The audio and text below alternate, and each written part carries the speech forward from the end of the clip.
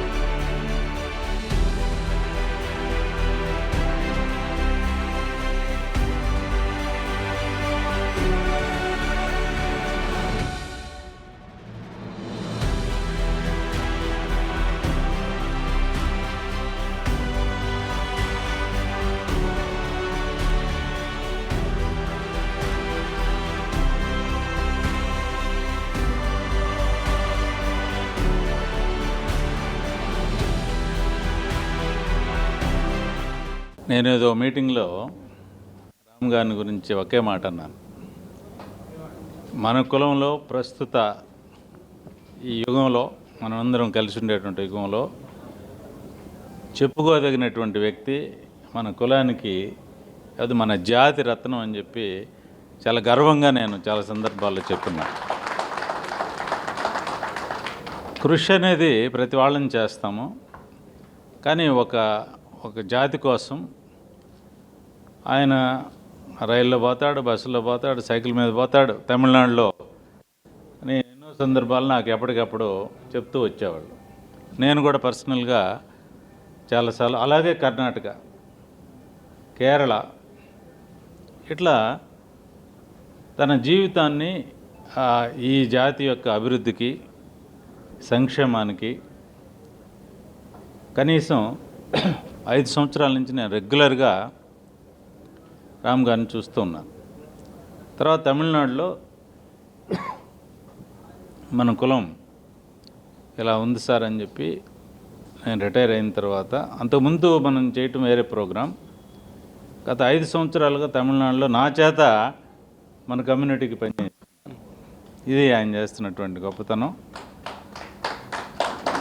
ఇట్లా మేము చాలా టౌన్స్కి వెళ్ళాము, తమిళనాడులో, కేరళ వెళ్ళాము, కర్ణాటక తిరుగుతున్నాం. ప్రతి చోట ఎవరైనా సరే యోగులు అంటారు చూసారా, ఆ యోగి వర్గానికి సంబంధించి ఒక కమ్యూనిటీ కోసంగా అన్నీ వదులుకొని సొంత కష్ట నష్టాలు, సొంత డబ్బులతోటి అలా తిరగటం అనేది అమేజింగ్.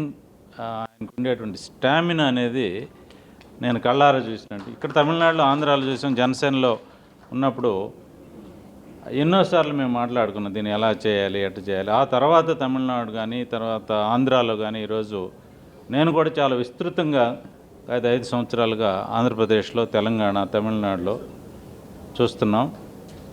ఈయన మనకి దొరికినటువంటి ఒక డైమండ్ ఆఫ్ కమ్యూనిటీ, ఆణిముత్యం లేకపోతే మీరు ఏమైనా అనండి, ఎలాంటి ఈ కాపురత్న అనేది మన ఈ సంఘం ఆయన్ని గౌరవించుకుంటుందంటే, మన 4 కోట్ల జనాభాని మనం సత్కరించుకున్నట్లు. మనం అనుకుంటున్నాం మనం ఏదో ఆంధ్రాలో 1 కోటి ఉన్నాం అనుకుంటున్నాం. ఆంధ్రాలోనే 1,20,00,000 ఉన్నాం. తమిళనాడులో దాదాపు 1 కోటి ఉన్నాం. కేరళ, ఇక్కడ మీకు కర్ణాటకలో 60 నుంచి 70 లక్షల వరకు ఉన్నాం. కేరళలో ఎక్కడో ఉండేటువంటి, కేరళలో దాదాపు 50,000 మంది, 60,000 మంది మన కమ్యూనిటీకి సంబంధించిన. ఇంకా మీకు మహారాష్ట్ర కానివ్వండి, ఒరిస్సా, ఛత్తీస్గఢ్, కలకత్తా, ఇట్లా ఈ లెక్కలన్నీ వేసుకుంటే చాలా ఉన్నాయి. ఇంకా చాలా వర్గాలు మన కమ్యూనిటీలో, మీరు ఎడ్గార్ థర్స్టన్ రిపోర్ట్లో మన కమ్యూనిటీ చెప్పుకున్నటువంటి వాళ్ళు ఈరోజు కనపడరు. అంటే వాళ్ళు ఏ కమ్యూనిటీలో మెర్జ్ అయిపోయారో మనకు తెలియదు. వాళ్ళు బలిజ కమ్యూనిటీలో మిక్స్ అయ్యారా, లేకపోతే బ్యాక్వర్డ్లో మిక్స్ అయ్యారా, కాపుల్లో మిక్స్ అయ్యారా అనేది ఇప్పుడు ఆ కులాలు మనం ఎత్తుకున్నా కూడా, మీరు ఎడ్గార్ థర్స్టన్ ఒక 120 సంవత్సరాలు రాసినటువంటి పుస్తకంలో ఉండేటువంటి కులాలు ఈరోజు సెన్సస్లో కానీ, లేకపోతే బ్యాక్వర్డ్ లిస్టులో కానీ ఎక్కడ కూడా కులాలు కనపడవు. వాళ్ళు ఒక 5 to 7% మనకు సంబంధించినటువంటి కులాలు ఉన్నాయి. ఇప్పుడు మీకు మనం అందరం క్షత్రియ బలిజలు అని చెప్పుకుంటాం. క్షత్రియ బలు ఎక్కడున్నారని చూస్తే, ఎక్కడో శ్రీవల్లిపుత్తూరులో ఒక 50 కుటుంబాలు ఉన్నాయి. వాళ్ళు ఇంకా కూడా మీకు జంధ్యం వేస్తారు. ఒక 50 కుటుంబాలు, 60 కుటుంబాలు అంటే ముసుగు బలిజలని, క్షత్రియ బలిజలని, ఇలాంటి కులాలన్నీ కూడా ఎక్కడికి పోయినాయి అనేది మనకు తెలియదు. వివిధ రాష్ట్రాల్లో నివసిస్తున్నటువంటి కమ్యూనిటీకి సంబంధించినటువంటి ఐడెంటిటీ రాము గారు, దాసరాము గారు ఇలాంటి వాళ్ళందరూ రావటం, ఆ కమ్యూనిటీని మేల్కొల్పటం, గ్రామాలుగా తిరగటం అనేది మనం చూడటానికి, చెప్పుకోవడానికి చాలా చిన్నదిగా ఉంటుంది. కానీ ఒక మనిషి సంపూర్ణ టైంని, అంటే 2 దశాబ్దాలు ఈ పని చేయటం అనేది చాలా గొప్ప పని. ఈ సందర్భంగా మనం ఇంకొకసారి రాము గారిని మనం అభినందించాల్సినటువంటి ఒక అవసరం, ఒక చారిత్రక అవసరం ఉంది. ఆయన ఏ పార్టీ, ఎవరు, ఏందనేది ఇట్ డజంట్ కేర్. నా కమ్యూనిటీ, ఈ సోకాల్ బలిజా, కాపు, ఒంటరి, తూర్పు కాపు, ఇలా రకరకాల పేర్లతో మనం పిలబడుతున్నాం. ఇది ఈ మధ్యకాలంలో వచ్చినటువంటి పేర్లే. మీరు 1871 సెన్సస్లు ఇన్ని పేర్లు లేవు. ఈ ఎవరెవరో సృష్టించి గందరగోళం చేసి మన కమ్యూనిటీని చాలా రకరకాలుగా విభజించి చేశారు. ఈ ఐకమత్యాన్ని తీసుకురావటం, ఇలా ముందుకు పోవటం, రాజకీయంగా ముందుకు పోవటం అనేటువంటి ఈ ప్రాసెస్ చాలా కష్టమైనటువంటి ప్రాసెస్. ఇందులో అందరం కష్టపడుతున్నాం. చూస్తాం ఎలా జరుగుద్ది అనేది మనం చూడాలి. ఈ సందర్భంగా రాము గారిని శ్రీహరి గారి యొక్క ఆధ్వర్యంలో ఉన్నటువంటి ప్రస్తుత ఈ సమాజం వారిని గౌరవించడం, ముఖ్యంగా నన్ను నేను గౌరవించినట్టుగా నేను ఫీల్ అవుతున్నాను. Thank you very much Ramu garu. మీరు ఇంకా సమాజానికి సేవలు చేయాలని అభినందిస్తూ ఇంకోసారి thank you very much. All India Telaga Balija Kapu organization Hyderabad చాలా ఓల్డెస్ట్ ఆర్గనైజేషన్. అనేక సేవా కార్యక్రమాలు, లోయర్ ట్యాంక్మెంట్ కాపు సంఘం అంటారు. రెగ్యులర్గా అనేక సర్వీస్ యాక్టివిటీస్ చేస్తుంటారు. నాకు తెలిసి ఈ ఆర్గనైజేషన్ కంటిన్యూస్గా ఎక్కడ గ్యాప్ లేకుండా కమ్యూనిటీ తరపున సర్వీస్ ఇచ్చే పెద్దలందరినీ కూడా ఫెలిసిటేట్ చేయటం, వాళ్ళని గుర్తించటం రెగ్యులర్గా చూస్తుంటాం. ఈ కార్యక్రమానికి అయ్యా ఈ కాపురత్న అని చెప్పని మిమ్మల్ని కొంతమంది పెద్దల్ని మేము సెలెక్ట్ చేసుకున్నాం, మీరు రండి అంటే, వాస్తవానికి నేను మొదటి నుంచి కూడా చాలా లో ప్రొఫైల్లో ఉంటాను. లో ప్రొఫైల్లో వర్క్ చేస్తుంటాం చాలా విషయాల్లో. పర్వాలేదు సార్, పెద్దలకు ఇంకా మాకంటే సీనియర్ చాలామంది పెద్దలు ఉన్నారు, వాళ్ళకి ఇవ్వండి అని అంటే, లేదండి మీరు ఈసారి తప్పకుండా రావాల్సిందేనంటే వచ్చాం. ఈ కార్యక్రమంలో అనేక మంది అనేక రంగాల నుంచి సమాజానికి సేవలు అందిస్తున్న వాళ్ళందరినీ కూడా గుర్తించటం, వాళ్ళందరూ అంటే ఇది ఎట్లా ఉంటుందంటే ఇచ్చే బిరుదు ఏంటంటే వాళ్ళు సమాజానికి ఎక్కువ సేవలు చేయటానికి, అంటే మమ్మల్ని మేము చేసే మంచి పనులను గుర్తిస్తున్నారు అన్నప్పుడు ఉత్సాహం వస్తుంది, ఎక్కువ పని చేయడానికి అవకాశం ఉంటుంది సమాజానికి. ఇది చేస్తున్న ఈ కార్యక్రమానికి మా అందరి నుంచి ధన్యవాదాలు. Silence please, silence please. ఒక రెండు విషయాలు చెప్పి ముగిస్తాను. ఎక్కడికి వెళ్ళినా కాపు సంఘమను రాజకీయాలకు సంబంధించినవి ఎక్కువ ప్రస్తావనలు వస్తుంటాయి. ఇక్కడంతా ఆత్మీయులు ఉన్నాం, enlightened people, matured, highly educated. ఒక రెండు అంశాలు నేను రామకృష్ణ పరమహంసను గురువుగా భావిస్తాను. I admire Swami Vivekananda. సహజంగా రాము గారు అంటే కాపు సంఘానికి పనిచేస్తారంటారు. దాంతోపాటు నేను బ్లూ క్రాస్, అక్కినేని అమల గారు, వీరందరూ కూడా స్టేట్ లెవెల్లో చాలా పెద్ద లెవెల్లో వర్క్ చేసే ఒక 45లో నేను ఒకడిని, యానిమల్ వెల్ఫేర్ కోసం. అవి జంతువులు నోరు లేనివి, చెప్పుకోలేవు ఎవరికి. అవి వాటికి ఏ కులం మతం ఉన్నాయి, వాటిలో ఏ కులం మతం చూసి మేము పనిచేసాము వాటికి. అంటే చాలామంది అంటారు, రాముగారు మీరు సర్వీస్ యాక్టివిటీస్ చేస్తుంటారు, మీ కులం ఏంటండి అని. మీ కులాలకు అతీతంగా ఉండాలి కదా అని. కులాలకు అతీతం అంటే కులం అంటే నా కుటుంబం, ఏదో రకంగా నా బంధువులు వాళ్ళంతా కూడా. మనకి చేత కాదు ఇక్కడ చెప్పుకోవటం. రాయలసీమలో మీరు ఎవరన్నా పేరు చెప్పండి ఎవరికన్నా, ఖచ్చితంగా వేరే పేరు చెప్తే వేరే జిల్లాది, ఆయన మా బంధువులు దూర బంధువులకి పలానా అవుతాడండి అని చెప్తారు వాళ్ళు. అంత బంధుత్వానికి అంత ఇంపార్టెన్స్ ఇస్తారు రాయలసీమలో బలిజోలు. కోస్తా కాపులకు అంత దగ్గర బంధువులు కూడా చెప్పుకోవడం చేత కాదు. అది మన బంధువులు. మన ఇంట్లో ఆకలితో ఉంటే ఊర్లో వాళ్ళకి ఎవడో పొలవ పెడతానన్నాడంట. ముందు మన ఇంట్లో వాళ్ళకి అన్నం ఆకలి తీర్చండి, తర్వాత ఊర్లో సంగతి తర్వాత చూద్దాం. అందువలన నాకు సమాజంలో రెండు బాధ్యతలు ఏంటంటే, ఈ కులంలో పుట్టాను కాబట్టి ఎక్కడికైనా వెళ్తే మీరు ఎవరయ్యా అంటే మేము కాపులు అండి, మేము నాయుళ్ళు అండి అని గర్వంగా చెప్పుకుంటాం. పలానా చరిత్ర ఉంది మాకు, మా పెద్దల నుంచి పలానా వారసత్వం ఉంది, ఇట్లా చెప్పుకొని బతుకుతాం. ఆ కులానికి రుణపడి ఉన్నాం. ఎక్కడికి వెళ్ళినా నేను 5 రాష్ట్రాలు చూస్తాను కమ్యూనిటీకి. ఎంత అడవి కుగ్రామంకి వెళ్ళినా నాకు ఏ రోజు ఇబ్బంది కలగల. అక్కడ ఎవరో ఒకరు మనోళ్ళు ఉండి నన్ను బాగా చూసుకున్నారు. అన్నం తినడానికి హోటళ్ళు కూడా ఉండవు, అలాంటి గ్రామాల్లో కూడా వాళ్ళ ఇళ్ళకి తీసుకెళ్ళి భోజనం పెట్టారు. మరి ఆ బలం ఇచ్చింది ఎవరు? ఆ కులమే కదా. ఆ కులానికి రుణం తీర్చుకునే ప్రయత్నం చేయాలి. రెండోది మతం. మీరు ఎవరు అంటే మీ హిందువులు అండి. ఆ హిందువులు ఉండబట్టే కదా ఇన్ని దేవాలయాలు, ఇంత కల్చరు, సంస్కృతి, ఇన్ని పండగలు, పబ్బాలు, సంతోషం ఇవన్నీ చూస్తుంది హిందూ రిలీజన్లోంచి రావటం వల్లే కదా. కాబట్టి ఆ మతానికి రుణపడి ఉన్నాను. అందువల్లనే నేను ఆర్ఎస్ఎస్కి పనిచేస్తాను ఫ్రమ్ లాస్ట్ 20 years పై నుంచి.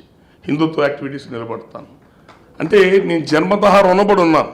నా తల్లిదండ్రులతో పాటు సమాజంలో నేను రుణపడి ఉన్న కొన్నే, అందరికి అవసరం లేదు, మిగతా వాళ్ళకి నేనే రుణం లేను. ఆ కులానికి, ఆ మతానికి ఉన్నాను. స్వామి వివేకానంద చెప్తాడు, they alone live who live for others remaining are dead rather than alive అంటాడు. ఇతరుల కోసం జీవించే వాళ్ళే నిజంగా బ్రతుకుతున్నట్టు. తమ కోసం, తమ సుఖం కోసం, తమ పొట్ట కోసం బతికేవాడు వాడు బతుకున్నా చచ్చిపోయినవాడితో సమానం అంటాడు. నా లైఫ్లో ఇది ఒక్కటే నేను ఫాలో అయ్యేది. ఇన్ని రకాల మాటలు, కొటేషన్స్ ఇవన్నీ ఉండవు నా దగ్గర. మా పెద్దలు అంటే ఇక్కడ రత్నం గారు ఉన్నారు, ఆడిటర్ గారు నా బంధువు. మా ఆస్తులు ఎక్కడెక్కడ ఉన్న లిస్టు తీయడానికి రత్నం గారికి సంవత్సరం పట్టింది. అంటే ప్రాక్టికల్గా చెప్తున్నాను. ఆయన ఇక్కడ మా ఆస్తులు దాంట్లో ఆర్బిట్రేట్ ఆయన. మా ఆస్తులు ఏ జిల్లాలో ఏ రాష్ట్రాల్లో ఉన్నాయో మొత్తం చూసి ఆయన ఒకసారి రికార్డు రాయటానికి రత్నం గారికి ఆయన 1 year టైం పట్టింది. పాపం ప్రతి నెలా గుంటూరు వచ్చేవాళ్ళు మా సంబంధించిన ఆస్తులు తేల్చడానికి. కోర్టు కేసులు మా ఇంట్లో బంధువులు దాయాదులు ఒక 50 సంవత్సరాలు కోర్టు కేసులో ఉన్నాం. మన కాపులు గొప్పతనం అది. కొట్టుకుంటాం కదా, కొట్టుకొని ఊళ్ళో పెడతాం కదా. పాపం ఇవన్నీ క్లియర్ చేద్దామని ఆయన వచ్చారు. నేను మొన్న పార్టీషన్ డాక్యుమెంట్ రాసుకుందాన్ని కొన్ని ఆస్తుల వరకు పార్టీషన్ డాక్యుమెంట్ రాస్తే 1% స్టాంప్ డ్యూటీకే ₹1 కోటి కట్టాను గవర్నమెంట్కి. అదే మా గుంటూరులో మా ఇళ్ల స్థలాలు పొలాలు కాదు, ఊళ్ళో ఇళ్ల స్థలాలు ఎకరాల్లో ఉంటాయి. నాకు 20 ఎకరాలు ఉంటాయి గుంటూరులో. దాసరి రాము గారు ఏం ఆశించి పనిచేస్తున్నారో, ఒకళ్ళు మీటింగ్ పెడితే గుంటూరులో 5 రాష్ట్రాలు మీటింగ్ పెడితే దీనికి డబ్బు ఎవరిచ్చుంటారంట వెనకాల నుంచి. అంటే మన కమ్యూనిటీలో మనకు వచ్చే రివార్డులు, అవార్డులు ఇవన్నీ కూడా. నేను ఇవన్నీ ఎందుకు చెప్తానంటే గొప్ప చెప్పట్లా. రోజు పని చేసుకునేవాడు సమాజానికి పని చేయలేడు. ఇల్లు జరగాలి కదా, వెనకాల ఆస్తి లేనివాడు కుటుంబాన్ని పోషించుకోవాలి. వాడు రోజు ఉద్యోగం, వ్యాపారం చేసుకొని బతకాల్సిందే. డబ్బున్నోడు కూడా ఉద్యోగం, వ్యాపారం ఉంటుంది, చేసుకోవాల్సిందే. మరి పేదోడు సమాజానికి చేయలేడు, డబ్బున్నోడు టైం సరిపోదు, వాడికి మనసు లేదు, డబ్బు టైం సరిపోదు. వాడు పని చేయక వీడు పని చేయకపోతే సమాజం ఏమైపోద్ది? సమాజానికి ఎవరో ఒకళ్ళు జీవితాలు త్యాగం చేసి సేవ చేయాల్సిందే. చేయబట్టే ఈ దేశానికి స్వతంత్రం వచ్చింది, చేయబట్టే ఈ దేశంలో ఇంకా ధర్మం బతుకుంది, అభివృద్ధి ఉంది. ఇంకా ఎవరో ఒకరు చేయాలి. నేను ఇందాక ఎందుకు చెప్పానంటే మా పెద్దలు వాళ్ళు సంపాదించి పెట్టారు కాబట్టి, నేను సంపాదించకపోయినా నా ఇల్లు జరుగుద్ది కాబట్టే నేను బయటకు వచ్చి పని చేస్తున్నా. ఎవరికి పని చేయాలి అంటే నోరు లేని జంతువులకు పనిచేశాను. వాళ్ళకి ఎవరు పలికేవాళ్ళు లేరు కాబట్టి. నెక్స్ట్ ఈ కాపు కులం ఇంత పెద్ద జాతి, ఇంత గొప్పగా నేను 5 రాష్ట్రాలు చూస్తాను. ఎక్కడికి వెళ్ళినా పెద్ద పెద్ద కుటుంబాలు, జమీందారులు, పెద్ద పెద్ద చరిత్ర కలిగిన వాళ్ళు, 100 ఎకరాల ల్యాండ్ లార్డ్స్ ఇవన్నీ చూస్తుంటాం. మా పేటలో అడప బజార్ మేముండే ఒక పేటలో 10 కుటుంబాల చేతుల్లో గుంటూరులో 2000 ఎకరాలు ఉన్నాయి. ఇప్పుడు 200 గజాలు కూడా లేవు ఇంటికి, మొత్తం ఆరతి కర్పూరమే. అరే ఏంట్రా ఈ జాతి ఇట్లా అయిపోయింది? చదువుకోమని చెప్పారు పిల్లల్ని, కనీసం ఉన్న ఆస్తులు కాపాడుకుంటారా అని చెప్పారు. ఏంటి ఇట్లా అయిపోయింది? ఏంటి ఆ రిజర్వేషన్ తీశారు. దీనికి మన చేతనైంది ఏమైనా చేయాలి. మా తాతయ్య గారు, మా పెద్దలు మొదటి నుంచి కూడా ఇంత చెప్పారు కదా. గుంటూరులో కమ్యూనిటీ పేరు నాయుడు కాలేజ్ మా తాతయ్య గారు పెట్టించారు. మున్సిపల్ స్కూల్స్ మా తాతయ్య గారు పెట్టించారు. ఆ రాయలసీమలో ఈరోజు చేస్తున్న మైనింగ్ వ్యాపారాలు చేస్తున్న వాళ్ళందరికీ పునాదులు మా ముత్తాతలు వేసినాయి. వాళ్ళే ఫౌండర్స్ మైనింగ్ వ్యాపారాలకి. ముగ్గురాల కిష్టప్ప ఈ కులం గర్వంగా చెప్పుకోవచ్చు. కడప జిల్లా నుంచి ముగ్గురాల కిష్టప్ప మా 4 fathers. వీళ్ళే దక్షిణ భారతదేశంలో మొట్టమొదటి మైనింగ్ ఓనర్స్, మైనింగ్ వ్యాపారం చేసేవాళ్ళు వీళ్ళే.